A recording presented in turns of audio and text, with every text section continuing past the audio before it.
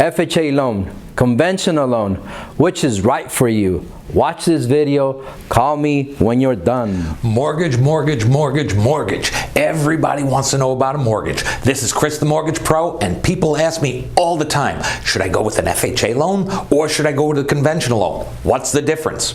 I'm going to tell you.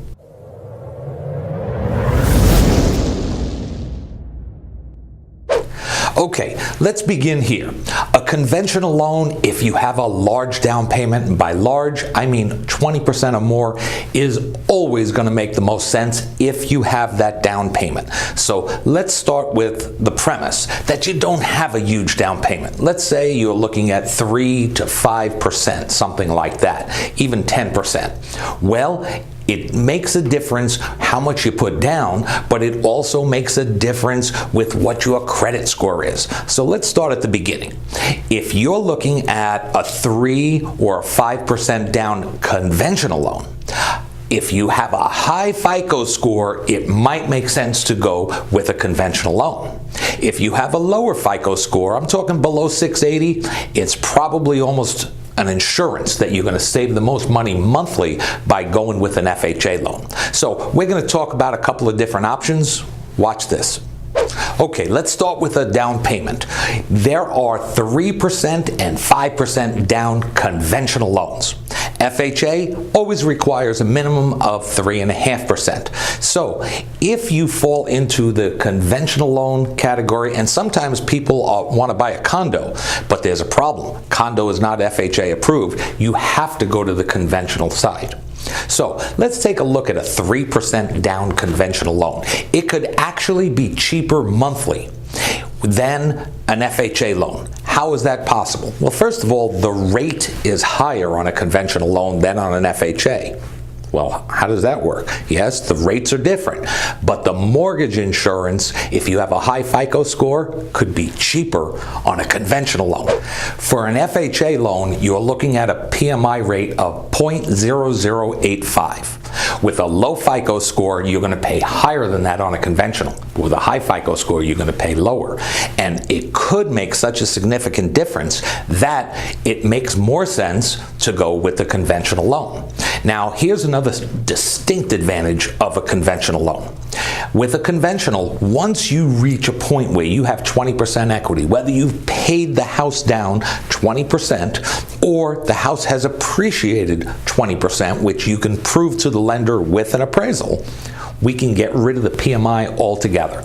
That's a big deal. On an FHA loan, it's stuck with you. If you're putting 3.5% down, you're going to be paying that for as long as you have the FHA loan, no matter how much equity you have. That's a change that just happened a couple of years ago, but you have to be aware of that.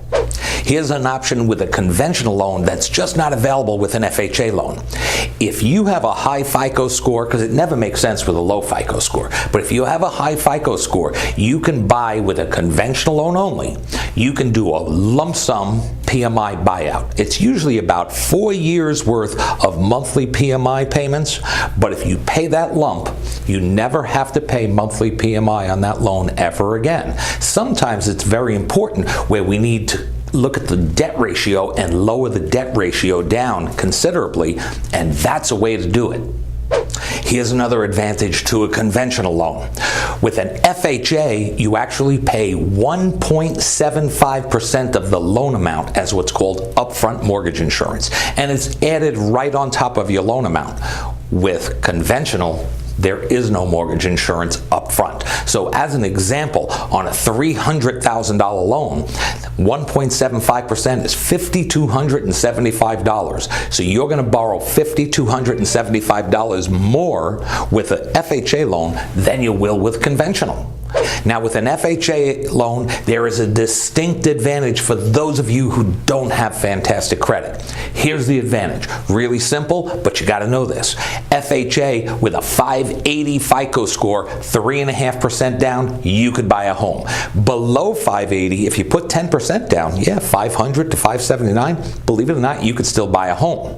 A conventional loan requires a minimum of a 620 FICO score, and boy, if you're at 620, that rate's going to jump. Now, with a conventional loan, obviously we need an appraisal with either loan, but with a conventional loan, the property they're much more flexible with. With an FHA, FHA requires that the property be in livable condition.